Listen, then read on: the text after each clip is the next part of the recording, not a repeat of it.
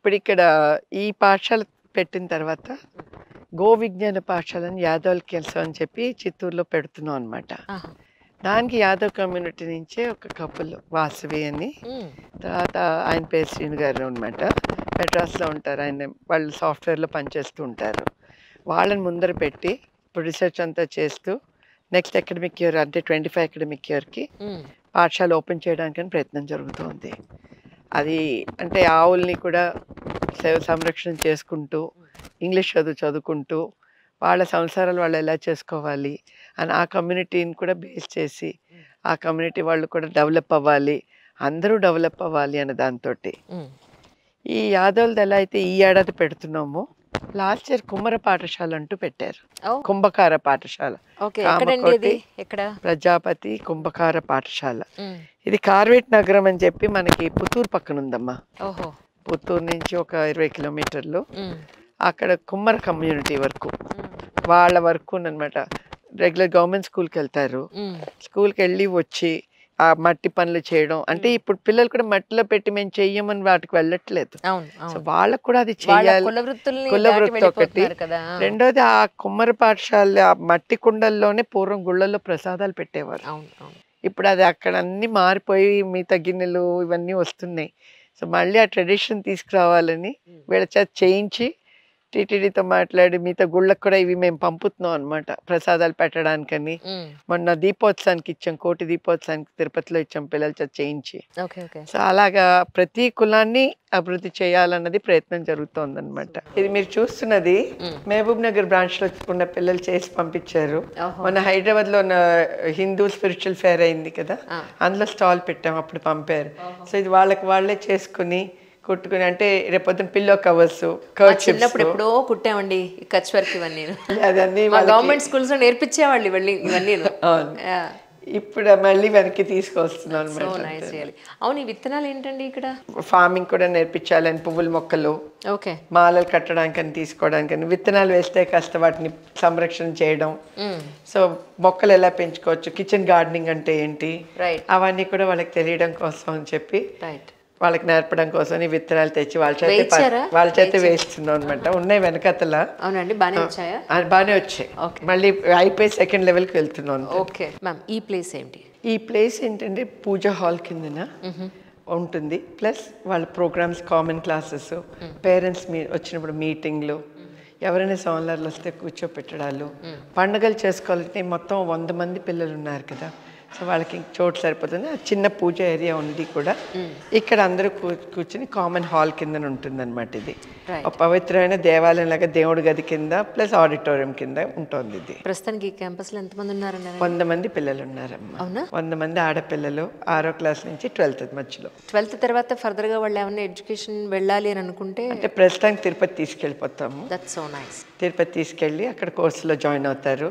లేదా కంచిలో మన యూనివర్సిటీ ఉంది కనుక యూనివర్సిటీలో ఉన్న కోర్సులు అంటే తిరుపతిలో లేవు కోర్సులు, వాళ్ళకి యూనివర్సిటీలో కావాలంటే అక్కడికి వెళ్తారు. ఓహోహో. సో వాళ్ళకి ఆప్షన్ వాళ్ళు చదువుకోవడానికి అది అవుతుంది. అయితే నా లిస్ట్లో ఇంకొకటి యాడ్ అయింది, కంచి యూనివర్సిటీ కూడా నేను ఇప్పుడు కవర్ చేయాలి. అవును. పూజ రూమ్ పూజ రూమ్ అనమాట. నిత్యం రోజు పొద్దున్న సాయంత్రం పిల్లలే పూజ చేస్తూ దానికి మాలలు కట్టడం కాదు, పువ్వులు పెట్టడం కాదు, అన్నీ కూడా వాళ్ళే చేసుకుంటూ యాక్చువల్లీ నైవేద్యం వండే గదని, కానీ ప్రస్తుతానికి ఆవకాయలు, పచ్చళ్ళు, ఫ్రిడ్జ్లు వీటితో వెళ్ళిపోయింది అంతే. మేడం ఏమిటి ఈ బోర్డు ఇంతకి? ఈ బోర్డు ఏంటంటేనేమో పిల్లలకి పంచాంగం అంటే ఏంటి, తిదివార నక్షత్రాలు ఏంటి, మంచి గుణాలు ఏంటి అని తెలియడం కోసం అని రోజు పొద్దున పిల్లల చేత ఇక్కడ బోర్డు మీద రాయిస్తారు. వాళ్ళ పుస్తకంలో కూడా ఒక నోట్బుక్ లో రాసుకుంటారు. ఏదైనా ఒక పూజ మొదలు పెట్టేటప్పుడు నక్షత్రాలు చెప్పాలంటే ఈ రోజుకి నాకు రాదు, అందుకని వాళ్ళకి ఇప్పుడు నేర్పిస్తే మనం ఇదిగో ఇది వారము, కృష్ణపక్షం ఏంటనే సంకల్పం చెప్పుకోవడానికి కూడా వీలుగా ఉంటుంది వాళ్ళకి. అద్భుతం. అదే చెప్పాక ఒక మనిషి బతకడానికి కావాల్సిన అన్ని హంగులు, ఆర్భాటాలు, కావలసిన నాలెడ్జ్ అంతా కూడా ఇక్కడ మీరు ఇస్తున్నారు సాంప్రదాయ పాఠశాల. అంటే వాళ్ళు బయటకు వెళ్ళేటప్పుడు మంచి టైమింగ్స్ ఏంటి, ఓ పని మొదలు పెట్టాలంటే ఏ టైంలో మొదలు పెట్టాలి, యమగండాలు ఏంటి, రావుకాలం ఏంటి, పుణ్య గుణాలు ఏంటి, ఇవన్నీ తెలుసుకుంటారు వాళ్ళు కనుక. వాళ్ళకి ఇది నేర్పించుకోవడానికి పాటించడానికి వీలవుతుంది. చాలా మంది అనుకుంటారు హంగులు ఆర్భాటాలు అని అంటే బయట మనం ఇచ్చుకునే ఆ బిల్డప్ అనుకుంటారు. అది కాదు నా ఉద్దేశం. దీనికి ప్రతి మనిషికి కావాల్సింది ఇంటర్నల్ గా ఉండాల్సిన ఒక నాలెడ్జ్, ఒక విధి విధానం, పద్ధతి, ఇవన్నీ కూడా మీరు జీవిత విధానంలోనే బతకడంలోనే మీరు నేర్పిస్తున్నారు. దట్స్ అమేజింగ్ అండి. పూర్వం అమ్మమ్మలు నేర్పించేవారు, ఇంట్లో నేర్పించేది ఇప్పుడు స్కూల్లో నేర్పించాల్సిన పరిస్థితి వస్తుంది అనమాట. అంతే.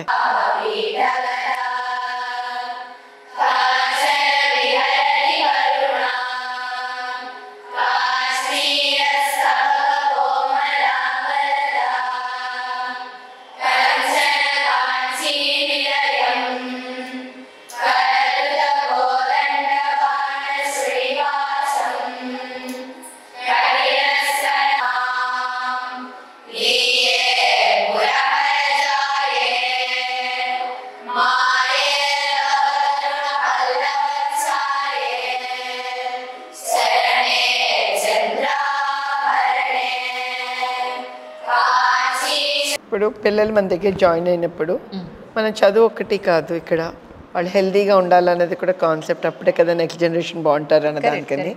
సో పేరెంట్స్ దగ్గర మనం ఎవ్రీ ఇయర్ వాళ్ళ దగ్గర వచ్చేటప్పుడు యాన్యువల్లీ ఒకసారి బ్లడ్ రిపోర్ట్లు తీసుకుంటాము. అంటే పాస్ట్ హిస్టరీ ఏదైనా ఉంటే అది తీసుకుంటాం. సో దట్ మనకి ఇంట్లో ఎలా వాళ్ళు ఏ మందులు ఇస్తున్నారు, డాక్టర్ ఏం సజెస్ట్ చేస్తున్నాడు, దాని ప్రకారంగా ఇక్కడ కూడా మనం ఫాలోఅప్ చేసి లోకల్గా డాక్టర్లకు చూపించినప్పుడు అదే టైప్ ఆఫ్ మెడికేషన్స్ ఇవ్వడానికి కుదురుతుంది. Medical history which is very important ఈ రోజుల్లో అనమాట. అండ్ చాలా మందికి అది తెలియక ఇంట్లో సెల్ఫ్ మెడికేషన్ చేసుకుంటారు, పెయిన్ కిల్లర్స్ వాడతారు. దాంతో రేపు పొద్దున నిజంగా అవసరమైనప్పుడు ఆ మందులు పనిచేయవు మనకి. ఇప్పుడున్న ఆడపిల్లలకి ఆల్మోస్ట్ 70-80% పిల్లలకి పీసీఓఎస్ ప్రాబ్లం. అది ఇది పెద్ద ఎగ్జాంపుల్. మీకు ఒక స్టూడెంట్ వాళ్ళు తెచ్చుకున్నారు మందులు ఇంటి నుంచి. సో మేమేం చేస్తామంటే అవన్నీ రికార్డ్ చేసి పెట్టుకుని వాళ్ళకి మందులు ఏది మళ్ళీ తప్పు మందులు వేసుకోకూడదు కదా. సో ఆ పిల్ల పేరుతోటి ఇలాగా మందులు ఏం వేసుకోవాలి, ఎంత వేసుకోవాలి అని కూడా డబ్బా మీద అంటించేసి ఆ పిల్లల దగ్గర ఉండి ఇంగ్లీష్ మందులు వాడతారు, వాళ్ళు ఆయుర్వేదం వాడతారు, మామూలుగా వాళ్ళు ఇచ్చిన టానిక్లు, ఏది వాళ్ళ ఇంట్లో వాడతారో అది మేము ఇక్కడ కంటిన్యూ చేస్తాం అనమాట. సప్లిమెంట్స్ కూడాను. సో దట్ వాళ్ళకి వాళ్ళ హెల్త్కి వాళ్ళకి ఇంట్లో ఎలా ఉంది. ఇప్పుడు హోమియోపతి వాడే వాళ్ళకి హోమియోపతి, పర్సనల్ కేర్ ఉంది. అంటే ఇంగ్లీష్ మెడిసిన్స్ ఒక్కటి అన్నది కాదు, వాళ్ళకి ఇంట్లో ఆయుర్వేదం అయితే ఆయుర్వేదం, హోమియోపతి అంటే హోమియోపతి, ఇంగ్లీష్ మందు అంటే ఇంగ్లీష్ మందు.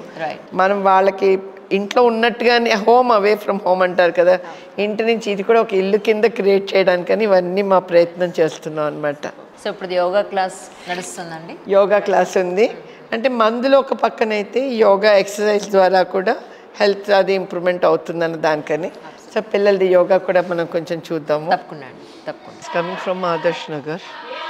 నాకు జీతం అండ్ ఐ డెంట్ నో, ఇవాళ చెప్తోంది ఆవిడ 3 పిల్లలు, ఒకళ్ళు లండన్లో, ఒకళ్ళు ఏమో ఇంకో దగ్గర అలా ఉన్నారు.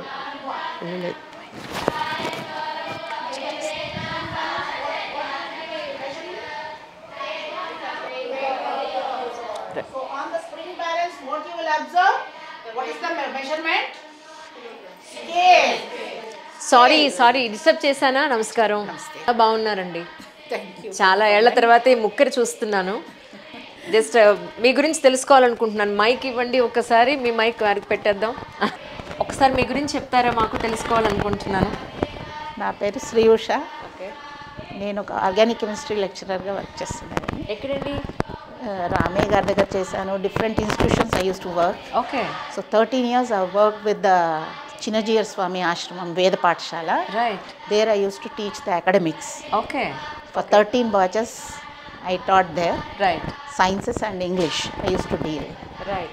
So ఇక్కడ ఎన్నాళ్ళ నుంచి చేస్తున్నారు? ఇక్కడ just 1 week. That's it. 5 days.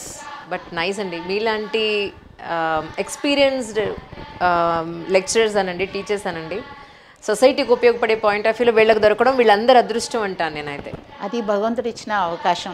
ఆచార్య కృపతోటి నేను ఇక్కడ అనుగ్రహంతో రావడం జరిగింది. ఎస్పెషలీ ఇక్కడున్న పిల్లలకి, ఇదే స్టేజ్లో చదువుతున్న బయట పిల్లలకి ఉన్న డిఫరెన్స్ ఏముండొచ్చు మీ ఉద్దేశ ప్రకారం? వీళ్ళకి culture and heritage will be added to the academics.